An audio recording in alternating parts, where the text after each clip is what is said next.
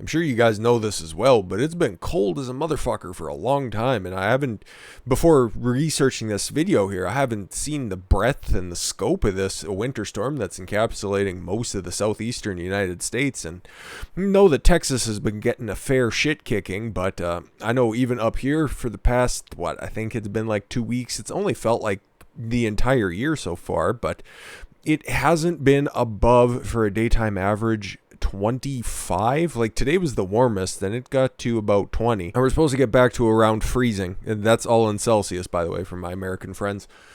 It's supposed to, yeah, around Friday or Saturday, it's supposed to get back around freezing, a little bit above, right around average, but it's been anywhere between daytime temperatures 25 below, all the way down to 50 with the wind chill. Yeah, 50 below. This dumb motherfucker was still out there running. I got the fucking freezer burn to prove it. But with that said, yeah, let's take a look at what the fuck y'all down there have been dealing with.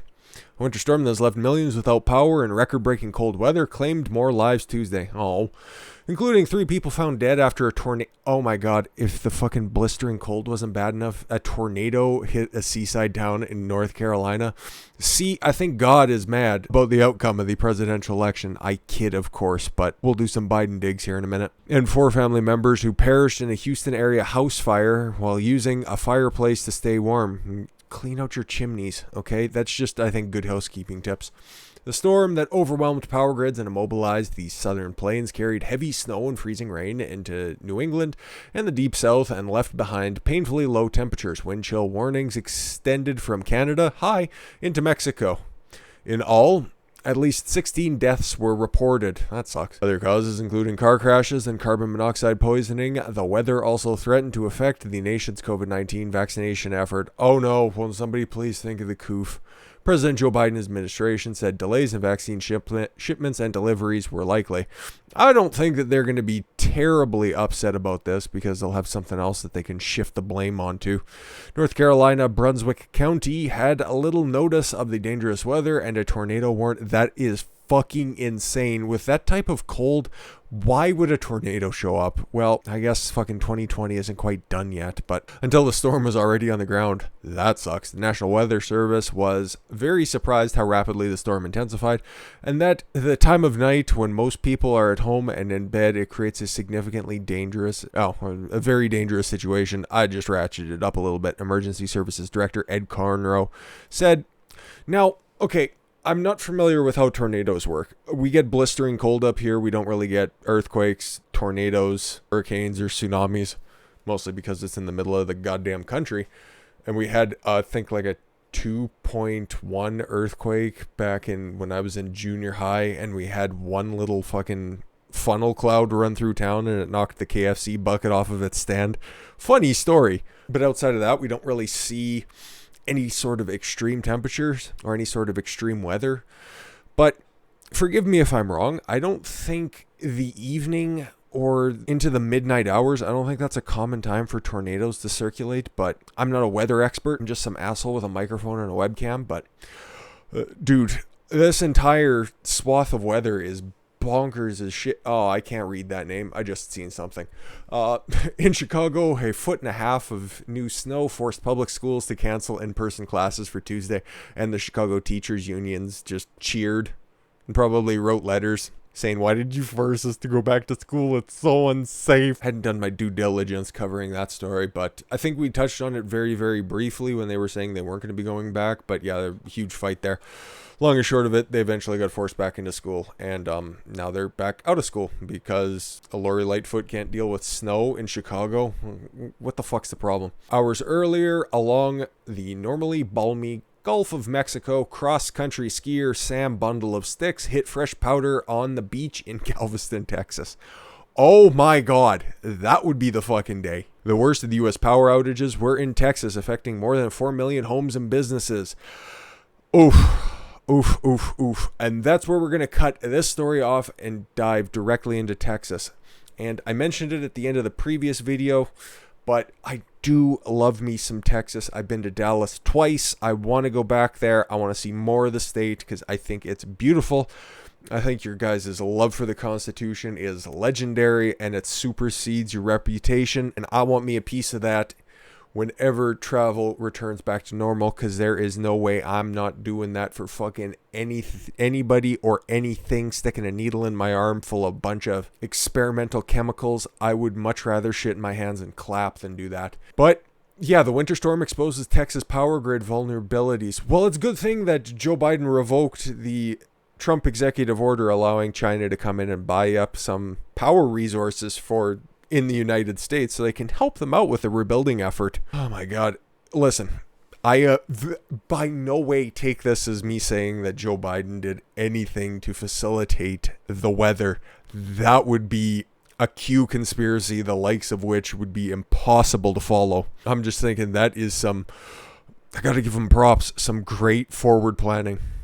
The imagery of energy-rich Texas is under challenge as a historic polar vortex shuts down power sources like wind and natural gas.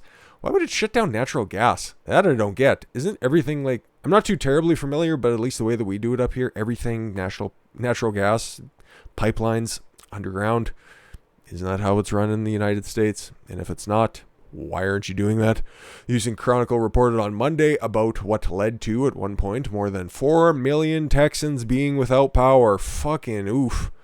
The Texas power grid powered largely by wind and natural gas. Natural gas is one of the most clean and effective ways that you can not only heat your house, but run a generation station. You don't have to take my word for it. That is just the facts. There's one more cleaner version, or one more cleaner option rather, but we'll get to that when we start wrapping up.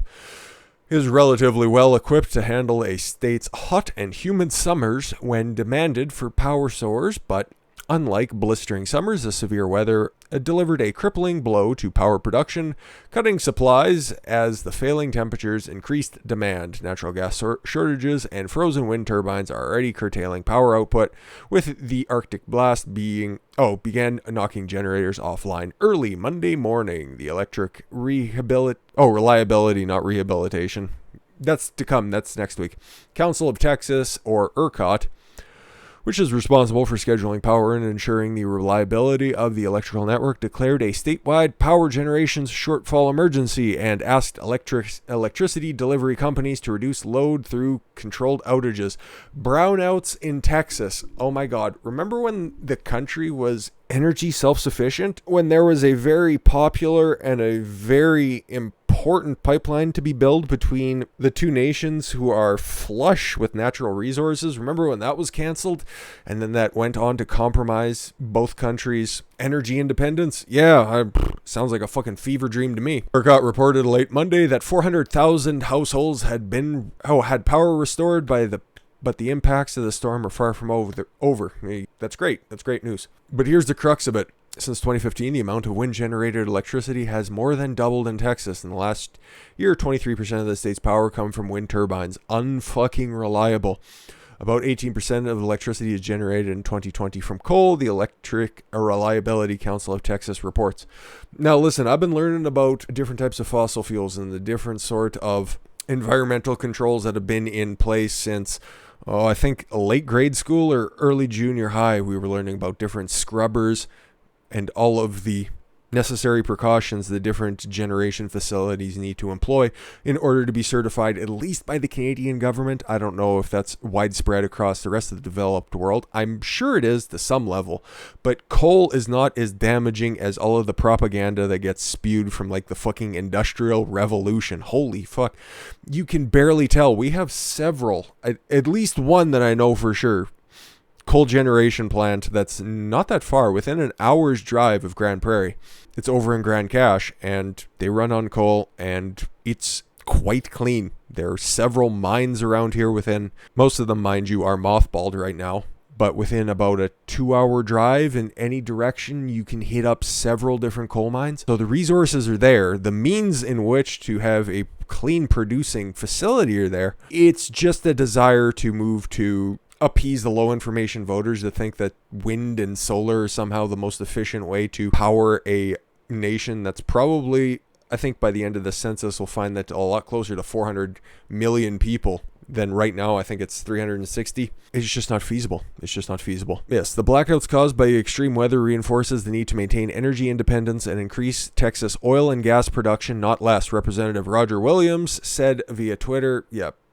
And even John Corn tweeted about President Joe Biden's Department of Interior Secretary nominee, Debbie Haaland, who opposes fracking because she's dumb and doesn't know any of the fucking procedures and all of the processes that go into that. Literally, we have high school dropouts up here on fucking fracking crews, so it's not that hard. And for demonstration's sake, I could go ahead and run over to my taps, and guess what? Nothing is starting on fire. More propaganda that people were fed. Democratic Congresswoman from New York has joined with pipeline protesters, supported the Green New Deal, and opposed fracking on public lands, the Wall Street Journal reported for a cabinet post that oversees the government's long-standing multi-billion-dollar partnership with drillers on federal lands. Ms. Haaland's environmental politics are in contrast to those with her predecessors. Yeah, because she just wants everybody on the fucking government tit and a rolling blackout for everyone. Guess what? You can have 30 minutes of power offset by 3 to 4 hours of sitting in the dark, but guess what? You can feel good about it by having solar farms in the fucking desert and windmills in the fucking foothills. Meanwhile, God forbid that you'd want to burn dinosaur skin or farts. Suck a dick. And that 400,000 people who are out of power, that's a significant number because, like we've seen here, the amount of people that are on wind power is 23%, and that works out to about 4 million. And the people who were knocked out of power, guess how many that was? If you guys remember, just a little memory check. 4 million! I know, right? I wouldn't bring it up if I wasn't to make a point that I wanted to make my own, right? So if you just use the resources that are available, you could have avoided this. Go fucking figure, because it's all of those turbines that were iced over that stopped the rotors from turning. Because, god damn it, those windmills, those wind turbines, they are tough to maintain. They are hard upkeep. Not to say that drilling and fracking isn't difficult, but that is very specialized work. And those things are needy. They're like a girlfriend with daddy issues. They are constantly on your ass and need constant attention. And the only reason they're having to do that is because the Democrats' fucking green new policies were, oh, guess what? We're all going to be moving to solar and wind and harnessing cow farts. Whatever the fuck you want to do. It's just stupid because it's an old talking point, okay? Where, oh, you know, electric cars, solar panels take more resources than just running on oil, natural gas, or coal. But it's true because it's difficult to mine those minerals required to create the solar panels. And if you're wanting to make entire farms in the desert where you can't do anything, I think that's a reasonable idea.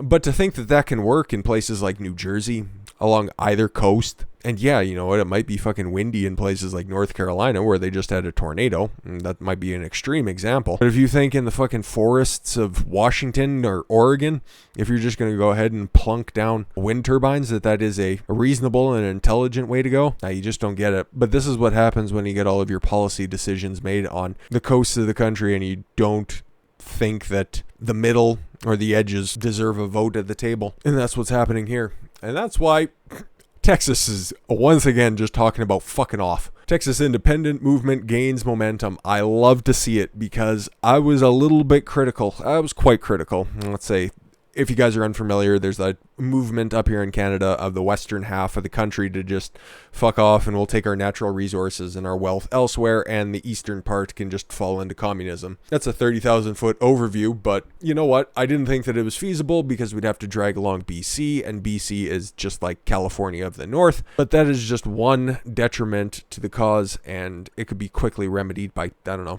selling it off to like Washington State, and they can go ahead and repurpose it and take all the fucking dope fiends. Can do without that shit province. It's beautiful, but it's run by idiots. But yeah, this independence movement, okay, Texas has always been threatening to secede from the Union. And then it was growing more with the Texas v. Pennsylvania lawsuit out of the shadow of the election, and that entire compact are just seceding. And it's going to be a long 4 years because this is just going to continue to pop up every time the Biden does something retarded. And then it's just going to subside back again when he wants to. Okay, we're going to throw a bunch of immigrants in there. Fuck you, we're taking off. Okay, maybe we won't. It's more or less the courts that are knocking that down. But you just wait for, what is that, HR 127? The expansive and extensive gun control. I just want common sense gun control. Wait for that bill to pass through the House and see Texas just be like, yeah, you know what, we're going to go ahead and remember the Alamo and take our business elsewhere, is about the nicest way I can put it. Anyways, yeah, let's wrap this up. Proponents of Texas independence anticipate winning the referendum in which Texas will decide whether a process to determine the best way to withdraw from the union should be started. Daniel Miller, president of the Texas Nationalist Movement, told the Epoch Times, if radicals that are currently in Congress are to put in charge of health, economy, energy, it may adversely impact the people of Texas, and more Texans would like to exit the union, Miller said in a recent interview. Texans are concerned that more of their jobs would be killed through the Green New Deal. Yes, exactly. Already seen, 11,000 immediate jobs by the Keystone XL pipeline, and Texas would very much like that, and they do a lot of drilling of different kinds on federal lands as well, and that's been outlawed by Chairman Biden. That the policies of the federal government in Washington would lead to more centralization, more socialism would be introduced eventually, yeah, actually not even that eventually, it'd be in the short-term purview. More powers would be appropriated by the federal government, and as a result, the rights of the people of Texas would be eroded and trampled on. Shall not be infringed, I believe, would be their battle cry. Miller predicts that if these tendencies continue, a referendum on Texas secession could be won by at least 10 to 15%. This guy's being a little bit of a daydreamer, depending on how radical the government in Washington gets. Yeah, it would have to get a hell of a lot more radical. If I might draw this back to Canada for a comparison for a minute, Quebec, at least in my lifetime, has tried secession twice from the Union. It was a fucking half-baked, stupid secession policy because it would have ended up destroying the country. Because it would have sent the maritime provinces off, and then they would have got gobbled up by like Maine and the United States, probably in that area. And then Quebec wanted to be an independent nation, but it still wanted to use the Canadian dollar, and it wanted to get subsidies from the country, and it was really fucking dumb. And it almost passed. The final referendum, I forget when it was, but it was the late 90s. I was merely a single-digit child at that point, but it was like a 50 to 49 vote. It was within a cunt hair. It was that close. And since then, all of the wealthy provinces have just continued to pour money into Quebec because it's legitimately a failing state, not unlike Illinois. All it does is just take, and it offers nothing but shitty attitudes in a second language. But yeah, I said that we'd circle back to, if I may pull a Biden administration catchphrase for a second, around to different energy sources that they're not discussing. Okay, Biden administration wants to go in the direction of wind and solar and whatever other pie in the sky ideas they have over there. And then on the reasonable side, okay, yeah, maybe there's not enough fucking dinosaur remains to continue to go down the fossil fuel route. The fact that we keep finding them more and more around the world kind of leads me to believe that there's going to be generations full. The different extraction methods that keep coming along with tar sands and fracking and just conventional drilling it kind of throws that for a bit of a loop. And like we stated before, the different generation facilities that they can put the different scrubbers and the environmental policies on to make it clean, or just about as clean as possible. They have their ideas, and then I hate to say just the left has their ideas, but that's the divide. But where does the very clean, the very easy to maintain, the very safe, here's another instance of propaganda, nuclear energy, okay? Okay, whenever nuclear energy comes to mind, when somebody references that, what do you immediately think of? What, Fukushima, 5 Mile Island, Chernobyl, what? Okay, but don't realize that there are hundreds of nuclear power plants in Europe, and they're going fine. It is legitimately the safest. There are no zilch carbon emissions out of nuclear power plant facilities, something that the left is striving so hard for. That's what their entire idea of moving towards solar and wind energy is. We need zero carbon emissions. Meanwhile, Indians in India are just laughing in Hindi, and the Chinese can't even see anybody protesting because the air is so thick you can cut it with a knife. But they just don't like it because that propaganda has been one of their big talking points for a very long time. Oh, look at how scary that is. Oh, see, Russians had it, and it just immediately led to people dying. And you don't want your kids to grow up with a third arm now, do you? It's not like leftists fucking procreate anyways. But yeah, I'd like to dive more into doing a look into why Democrats hate nuclear energy, but they should be really talking about that. But it would really stop a lot of situations like we're having in Texas and the southeastern United States, okay? Because technology there is significantly better, and if they're looking to move away from fossil fuels, which I think is a fucking brain dead idea, but why not go in a direction that's actually sustainable and will continue to go whether rain, shine, sleet, or snow, to avoid this massive fuck up once again. But yeah, I would love to see Texas just fuck off. I don't know what, take over Mexico again, try that again. And yeah, hopefully we get some stuff back online. I hear it's supposed to be back above freezing, supposed to be like 60 degrees by this time next week. So if you're down there in Texas, I highly doubt you're watching this, but if you are, please stay safe. Please try to stay warm. Get to where you can, because it's almost over. You guys are through the hard part already. And with that said, I thank you all very much for the gift of your time. I've been Don Consuelo. I want you to follow your gut and get after it. Take care, everyone.